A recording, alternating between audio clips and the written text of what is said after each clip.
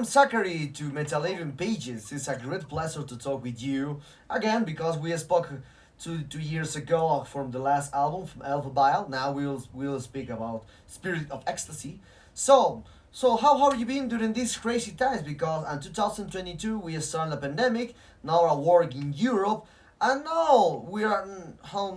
Who knows what happened next couple years? Alien invasion, zombie apocalypse.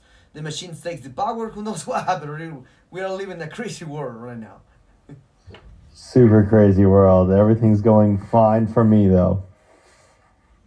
Okay, okay. So, I spoke 1.5 month ago with Colin Merson, and he told me about the production of this new Spirit of Ecstasy that you took 9 months to see with this new production, with the recording process, the mastering, the mix, all the arrangements in these new albums. So I think this is the first time in a long way that I see that a new and especially a band take a long time to produce a new album. So why did you take these 9 months to release the or to record, to mastering, to etc. Because this is the first time to do this slow. Because now the band's taking 2 months or I think 1 month to record, master, and production. Maybe I suppose it's comes down to the fact that like this band is not just guitars, bass, drums, vocals. There's a lot more elements that need to be balanced. And then also with this kind of music, we're making a style of music that's so different that maybe there's not such a playbook you can just look at and be like, oh, this is how it should sound. But in fact, we kind of have to explore develop our own production because it's a really important balancing act between music that's extremely chaotic and extremely dense and trying to find the most authentic and high quality way of presenting that to the listener. And we want the audio to be extremely well produced, but not at the same time not overproduced where it sounds all like a MIDI track. There needs to be a rock and roll aspect to it and a bit of mystery to everything. So it's a high wire balancing act, but like maybe that's why it takes so long. Okay. And did you think that the production, the master, and the recording process with Colin Marston has something to do a lot with your new production?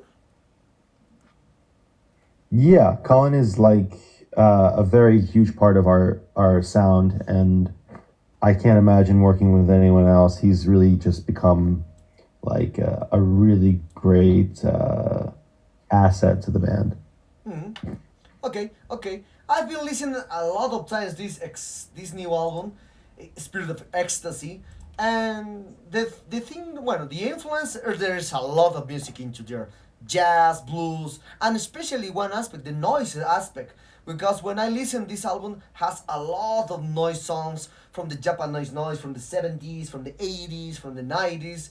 And so, how do you see now the music, or how do you see the stream music for you? Because you have a different perspective compared to the other kind of music around the world, death metal, black metal, extreme metal, etc., etc.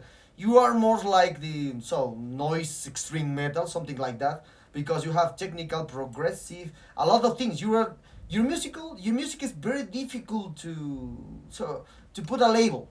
To put a label is very difficult. So for you, how do you Hmm. describe now the But it music? still sounds very much like it sounds like Imperial Triumphant. Yes. That's the way That's the you have only way a. to describe it. Yeah. That's it. There's no genre we can really fit into, but we do fit into ourselves. Yes, yes. That's correct. So, into this matter, so how do you see now the labels that the listeners or the viewers and the fans put the Imperial Triumphant extreme metal, jazz metal, jazz I well jazz jazz black metal, so this kind of stuff. How do you see this? That's fine. I mean, whatever. People always love to put categories to everything, especially now. And I think it can be beneficial if someone's saying like, "Oh, I love, you know, jazz metal, or I love avant-garde metal. What other bands are there?" And then you find Imperial Triumphant. You know what I mean? Like it's. I understand the purpose of having labels to bands and stuff, but yeah, it doesn't bother me or anything. Mm. Okay.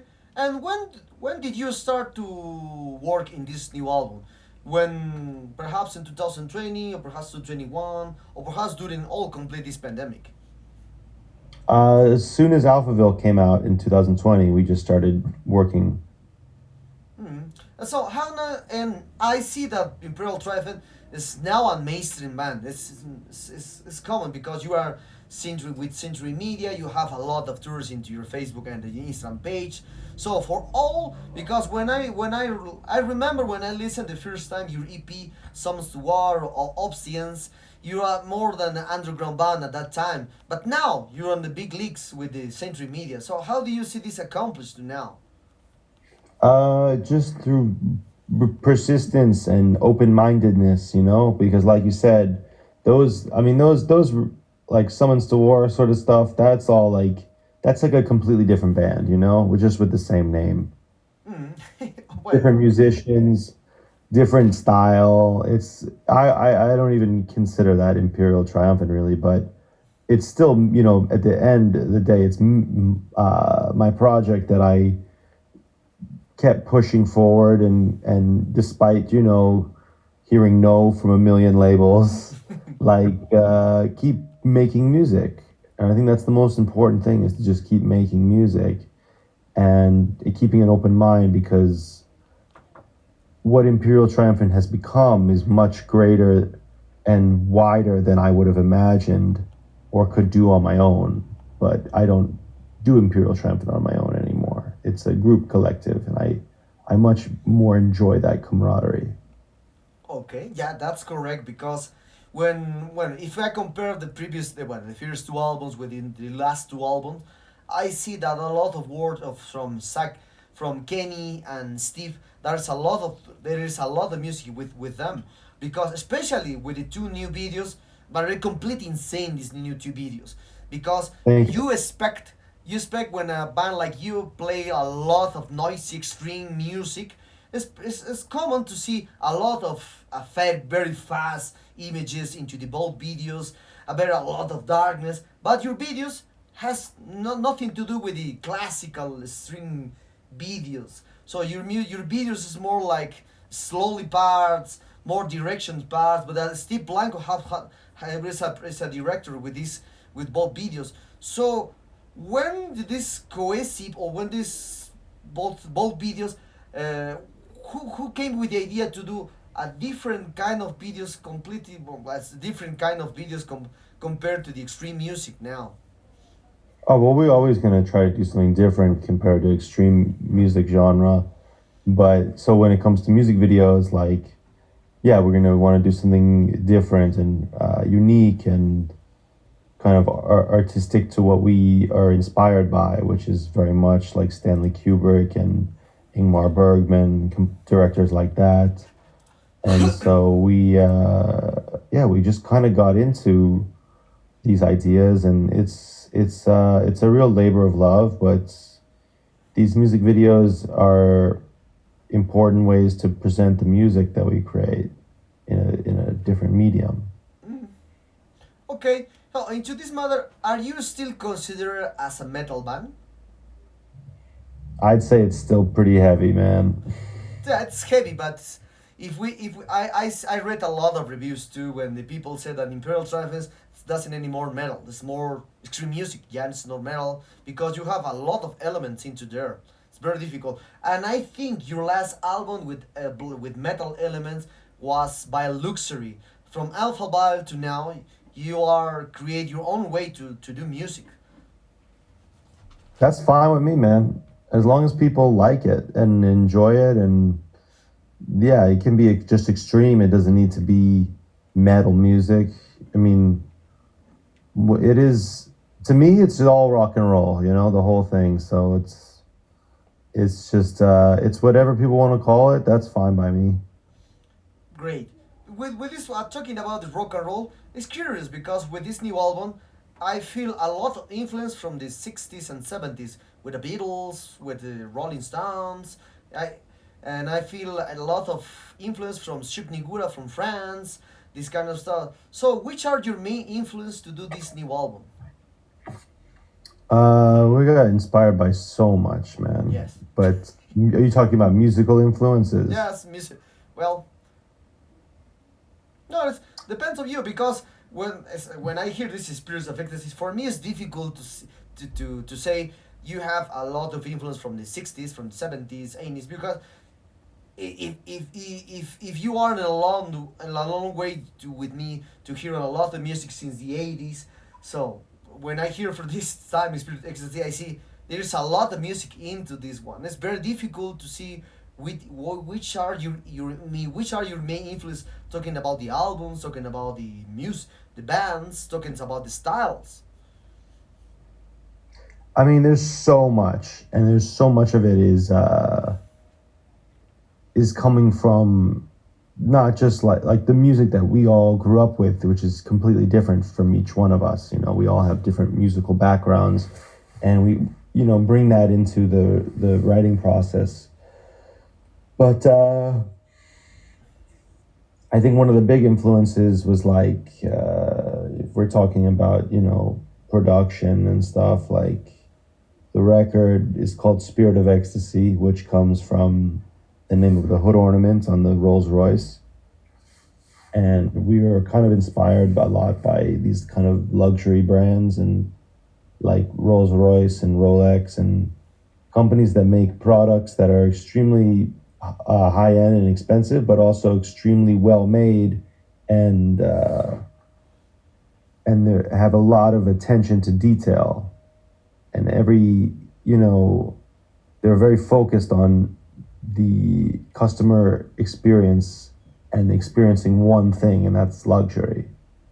So like when they build a Rolls Royce, they're not trying to make the fastest car. They're not trying to make the safest car. They're not trying to make the most energy efficient car. They just want to make the most comfortable ride for the customer. And I was just thinking like how interesting it would be to have a band try to make the most decadent metal album. Hmm. And I think we came pretty close to considering how many crazy guests we have on the record, how complex it is, our attention to the details of everything has been very scrupulous and scrutinous. One of those words. We're really focused deeply on just making sure that every second of the album is accounted for and that it is serving the purpose of an absolute decadent, luxurious, chaotic experience for the listener. Mm-hmm. Yes. Yeah. Okay. So, when we spoke about the Alpha Ball 2020, before you released your previous album, I think with this new Spirit Ecstasy, you changed completely the subject. You are not anymore like band like with talking about the the social aspects in New York or the madness of the society there. So you spoke a lot of things with different kind of things with the Republic staff, especially when one of your videos, when Skinny G is the future there. So I saw that you spoke with a lot of things with society, but with different focus. So in this new album, which are the main focus talking about the lyrics? Lyrically, we're kind of diving into a lot of different themes with mostly within New York City or metropolitan life in general, or the historical metropolitan themes, or just different perspectives of life in the city as well. And then it's just different concepts that we kind of observe as we live in this major metropolis. Hmm. Okay. Well, talking about the other aspect, well, we are living in a well, an easy word for now for the new generation. Talking about the people from 15 or 20 years old, and these new people prefers to hear the music with one two or maximum three singles with the classic stuff into this. YouTube Music, Apple Music, etc., etc., etc. So, for you, which song capture the complete essence or the complete essence from this spirit of ecstasy? Is possible to resume in one song? No.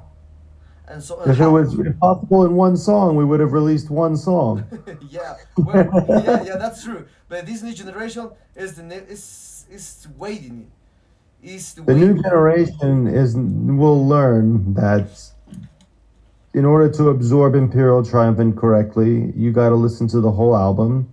And of course, yeah, you will find songs that is your favorite, but that's kind of the beauty of this band is that each song is so different and dynamic and unique Yeah. that there's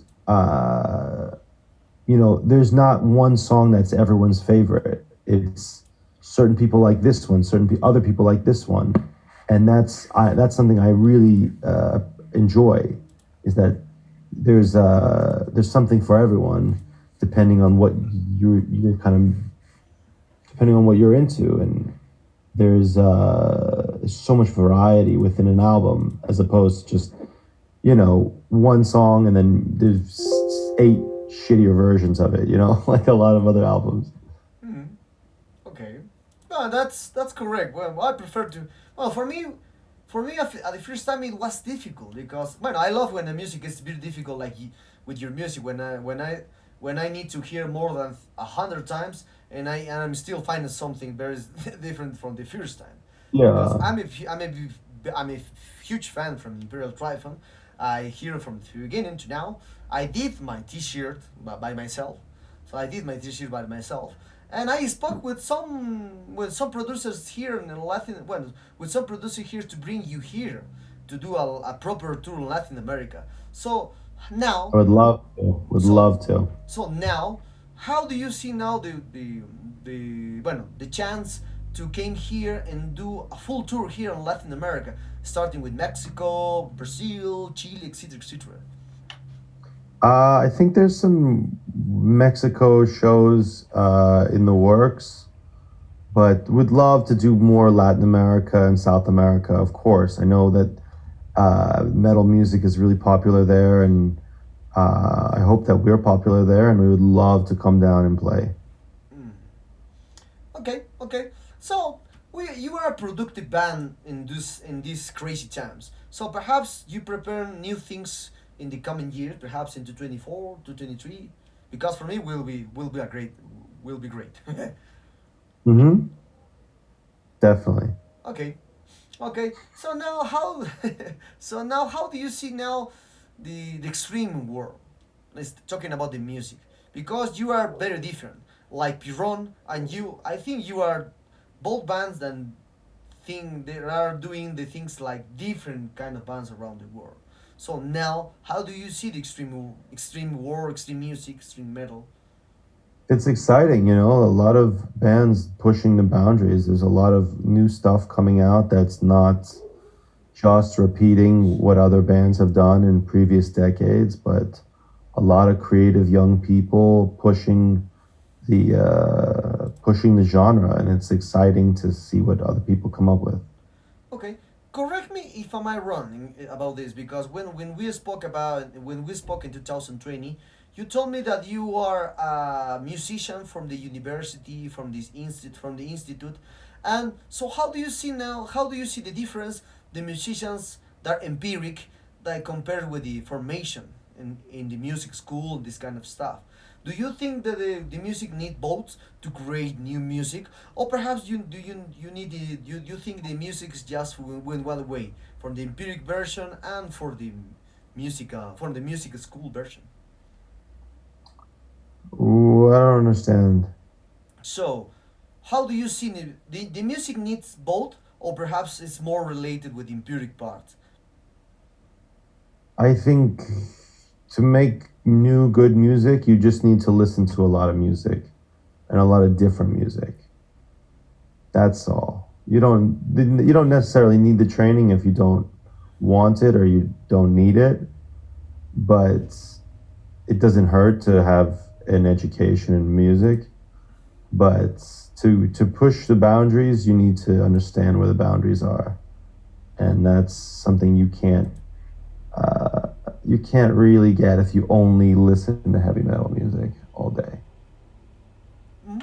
Okay, okay. So now talking about the future plans with this new album, what are the future plans that the band has for this Spirit Ecstasy? Well, I saw a lot of tours upcoming for you, but perhaps other plans do you have that are not mentioned in your Facebook page and your Instagram page?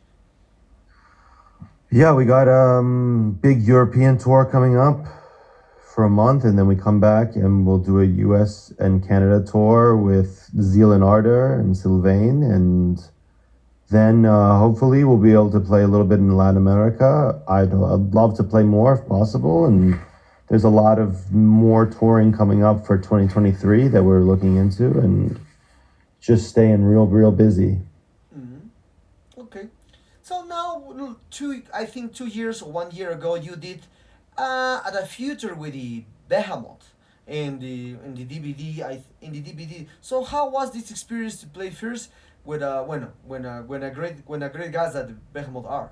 And curious thing, you're releasing your new album in this month, and in June, in July, and Behemoth will release their new album in October. Yeah, it's really exciting.